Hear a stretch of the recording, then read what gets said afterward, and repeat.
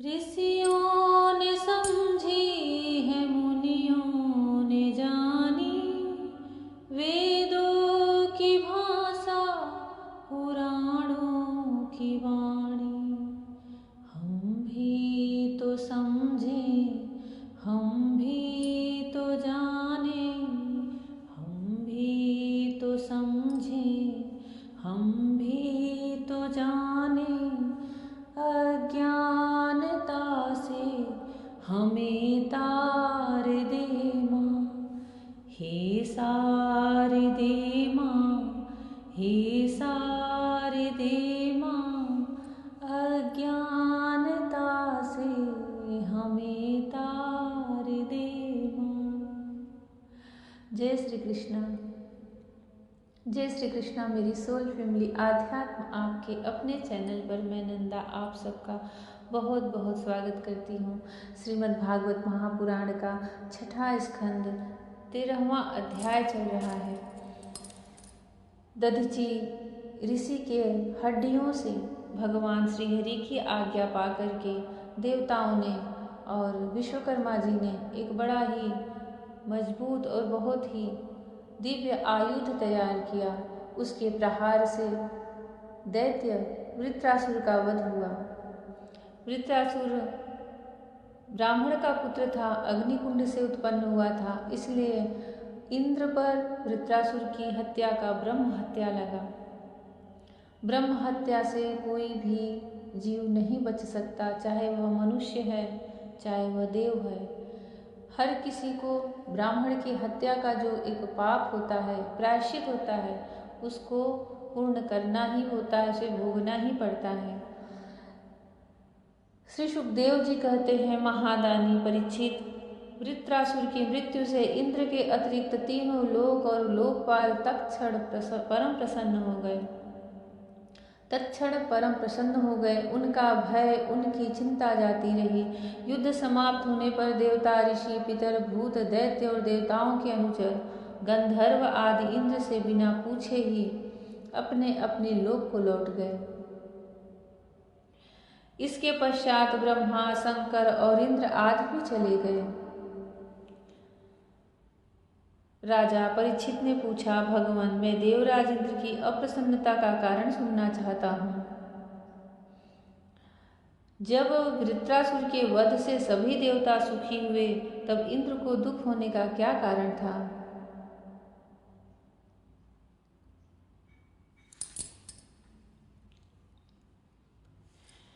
श्री सुखदेव जी ने कहा, परीक्षित, जब वृत्रासुर के पराक्रम से सभी देवता और ऋषि महर्षि अत्यंत भयभीत हो गए, तब उन लोगों ने उसके वध के लिए इंद्र से प्रार्थना की, परंतु वे ब्रह्म हत्या के भय से उसे मारना नहीं चाहते थे। देवराज इंद्र ने उन लोगों से कहा, देवताओं और ऋषियों, मुझे विश्वरूप के वध से जो ब्रह्म हत्या लगी थी, उसे तो स्त्री, पृथ्वी, जल और वृक्षों ने कृपा करके बांट लिया। अब मैं यदि वृत्र का वध करूं, तो उसकी हत्या से मेरा छुटकारा कैसे होगा?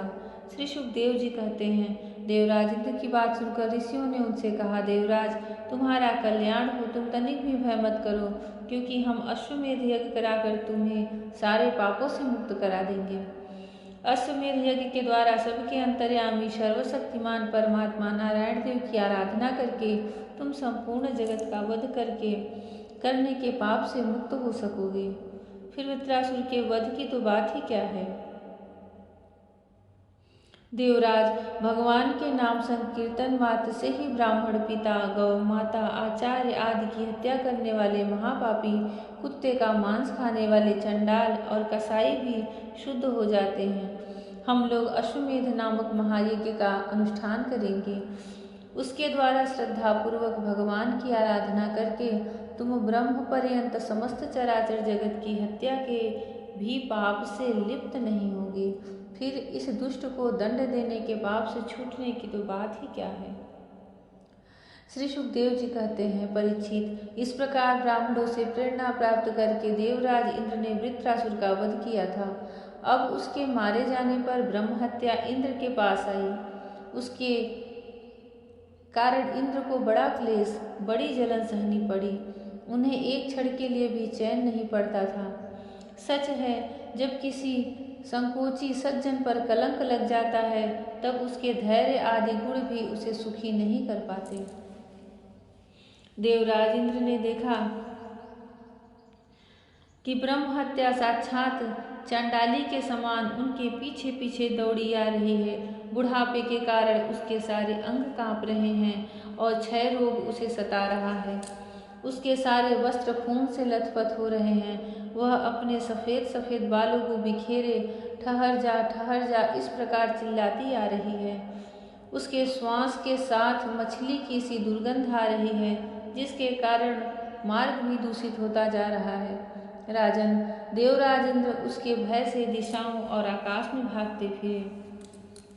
अंत में कहीं भी शरण न मिलने के कारण उन्होंने पूर्व और उत्तर के कोने में स्थित मानसरोवर में शीघ्रता से प्रवेश किया। देवराज इंद्र मानसरोवर के कमलनाल के तंतुओं में 1000 वर्षों तक छिपकर निवास करते रहे और सोचते रहे कि ब्रह्म हत्या से मेरा छुटकारा कैसे होगा। इतने दिनों तक उन्हें भोजन के लिए किसी प्रकार की सामग्री न मिल सकी, क्योंकि वे अग्नि देवता के मुख से भोजन करते हैं और अग्नि देवता जल के भीतर कमल तंतुओं में जा नहीं सकते थे।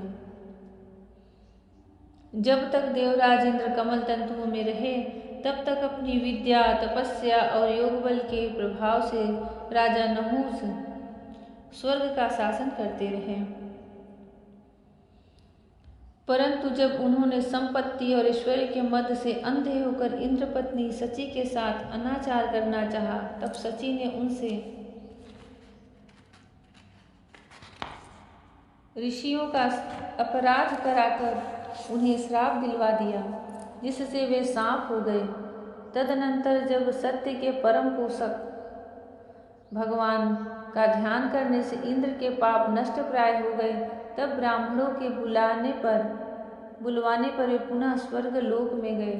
कमलवन विहारिणी विष्णु पत्नी लक्ष्मी जी इंद्र की रक्षा कर रही थी और पूर्वोत्तर दिशा के अधिपति रुद्र ने पाप को पहले ही निस्तेज कर दिया था, जिससे वह इंद्र पर आक्रमण नहीं कर सका। परीक्षित, इंद्र के स्वर्ग में आ जाने पर ब्रह्मर्षियों ने वहां आकर भगवान की आराधना के लिए इंद्र को अश्वमेध यज्ञ की इच्छा दी। उनसे अश्वमेध यज्ञ कराया। जब वेदवादी ऋषियों ने उनसे अश्वमेध यज्ञ कराया तब देवराज इंद्र ने उस यज्ञ के द्वारा सर्वदेव स्वरूप पुरुषोत्तम भगवान की आराधना की। तब इंद्र की आराधना के प्रभाव से वृत्रासुर के वध की वह बहुत बड़ी पाप राशि इस प्रकार भस्म हो गई, जैसे सूर्योदय से कुहरे का नाश हो जाता है। जब मरीचि आदि मुनीश्वरों ने उनसे विधि पूर्वक अश्वमेध यज्ञ कराया, तब उसके द्वारा सनातन पुरुष यज्ञपति भगवान की आराधना करके इंद्र सब पापों से छूट गए और पूर्ववत फिर पूजनीय हो गए। परीक्षित, इस श्रेष्ठ आख्यान में इंद्र की विजय, उनके पापों से मुक्ति और भगवान के प्यारे भक्त वृत्रासुर का वर्णन हुआ है। इसमें तीर्थों को भी तीर्थ बनाने वाले भगवान के अनुग्रह आदि गुणों का संकीर्तन है। यह सारे पापों को धो बहाता है और भक्ति को बढ़ाता है। बुद्धिमान पुरुषों को चाहिए कि वे इस इंद्र संबंधी आख्यान को सदा सर्वदा पढ़ें और सुनें। विशेषतः पर्वों के अवसर पर तो अवश्य ही इसका स्तवन करें। यह धन और यश को बढ़ाता है, सारे पापों से छुड़ाता है, शत्रु पर विजय प्राप्त कराता है तथा आयु और मंगल की अभिवृद्धि करता है। जय श्री कृष्ण। ब्रह्म हत्या के पाप से कोई भी नहीं बच सकता, चाहे वह देवता हो, मनुष्य हो या फिर किसी अन्य योनि में जन्म लिए हो। इंद्र को भी सोचना पड़ा था कि इस वध के ब्रह्म हत्या के पाप से मैं कैसे बचूंगा, परंतु देवताओं का कल्याण करने के लिए, सबका हित करने के लिए उन्होंने वृत्रासुर का वध किया। जब तक वह इस अपराध से छिपे हुए थे, कमलवन विहारिणी माँ लक्ष्मी उनकी रक्षा कर रही थी। माता लक्ष्मी सब पर अपनी असीम कृपा बरसाएं। विष्णु पत्नी सब पर अपनी करुणामयी दृष्टि बरसाएं। महालक्ष्मी नमस्तुभ्यं सुरेश्वरी, हरि प्रिये नमस्तुभ्यं दयानिधि। जय श्री कृष्णा। राधे राधे। जय श्री कृष्णा। हरि ओम।